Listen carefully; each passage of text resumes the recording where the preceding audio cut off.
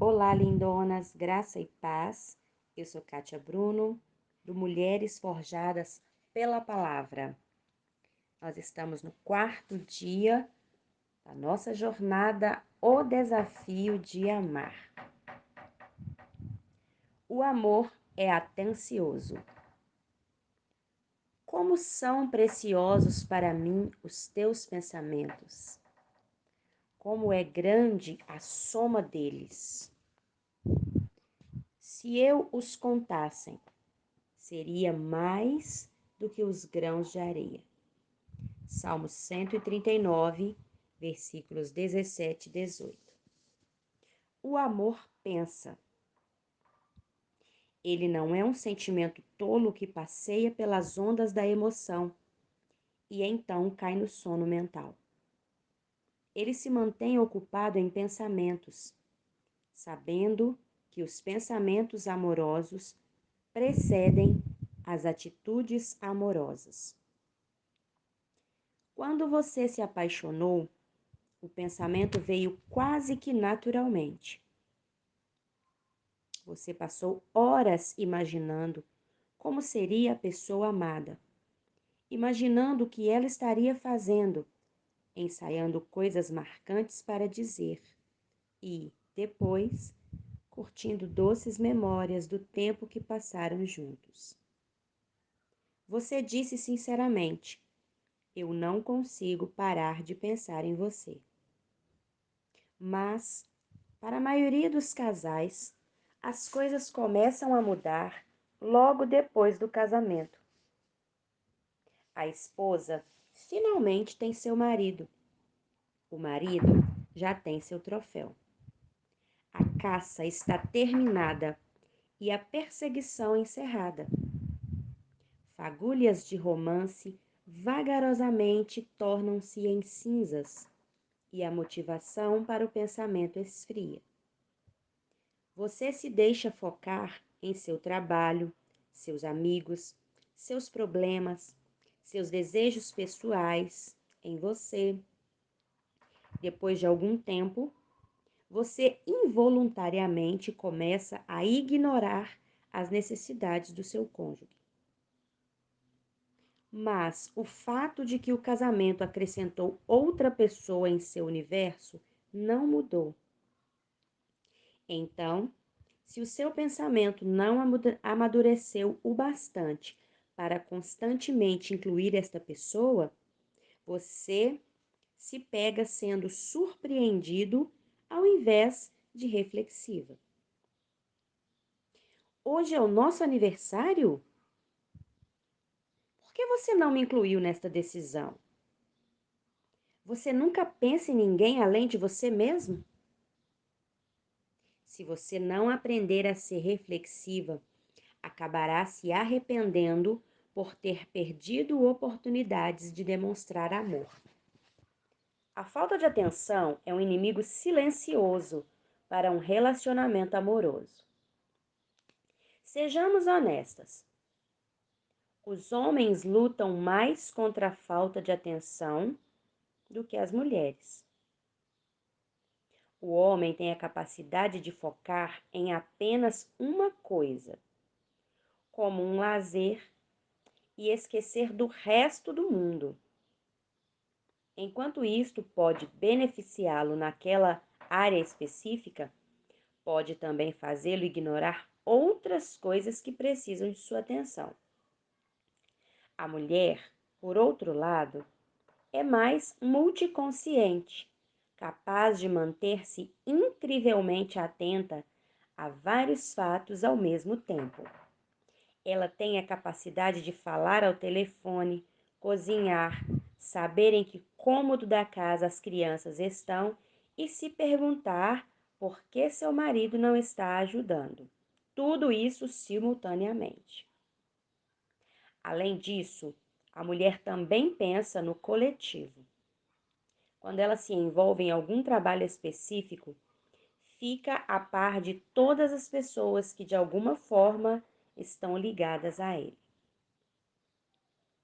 Essas duas tendências são exemplos de como Deus projetou as mulheres para completarem seus maridos. Como Deus disse na criação: não é bom que o homem esteja só. Farei para ele alguém que o auxilie e o corresponda. Gênesis 2:18.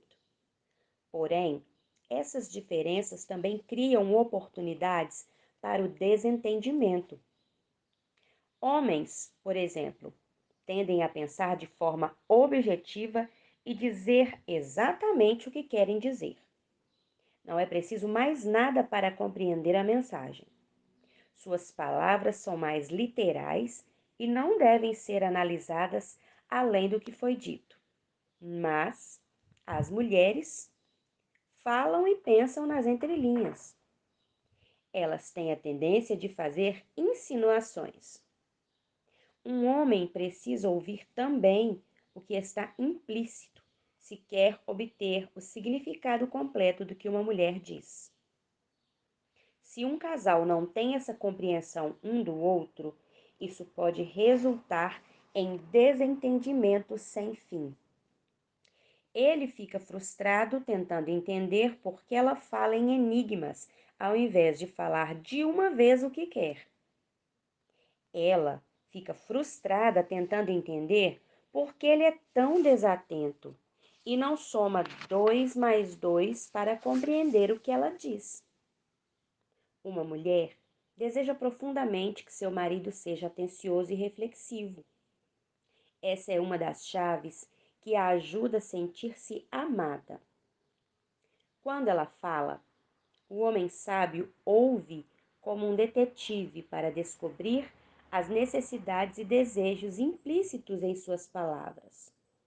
Contudo, se ela sempre tem que juntar as peças, ele perde a oportunidade de demonstrar que a ama. Isso também explica por que as mulheres ficam chateadas com seus maridos sem dizer a eles o porquê. Ela pensa: eu não deveria ter que explicar isso para ele. Ele precisa ser capaz de olhar a situação e entender o que está acontecendo aqui. Ao mesmo tempo, ele se sente mal, porque não pode ler a mente dela e deseja saber por que está sendo punido por um crime que não sabia que havia cometido. O amor requer atenção dos dois lados. O tipo de atenção que constrói pontes através da combinação de paciência, bondade e generosidade. O amor ensina a acertar o alvo, a respeitar e a apreciar a maneira única de pensar do seu cônjuge. O marido deve ouvir a sua esposa e aprender a considerar as mensagens não ditas.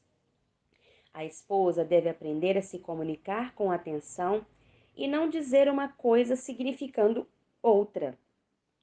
Porém, com frequência, você fica irada e se frustra, seguindo o padrão destrutivo: preparar, apontar, fogo.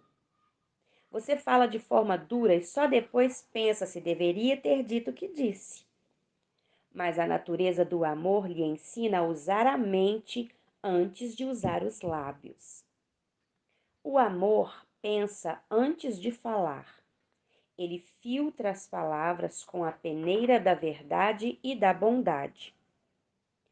Quando foi a última vez que você gastou alguns minutos pensando em como poderia demonstrar amor ao seu marido e como entendê-lo melhor? Qual a necessidade imediata que você pode suprir? Para qual próximo evento, aniversário, data comemorativa, feriado, você já pode se preparar? Grandes casamentos vêm de grandes reflexões. Desafio de hoje: faça contato com seu marido em algum momento durante a agitação desse dia. Não faça outra coisa senão perguntar como ele está e se tem algo que você pode fazer por ele hoje. Não se esqueça de anotar no seu caderno quando o desafio de hoje estiver completo e responda as seguintes perguntas: o que você aprendeu sobre si mesma e sobre o seu marido ao aceitar o desafio de hoje? Como isso poderia se tornar mais natural, rotineiro e parte verdadeiramente útil do seu estilo de vida?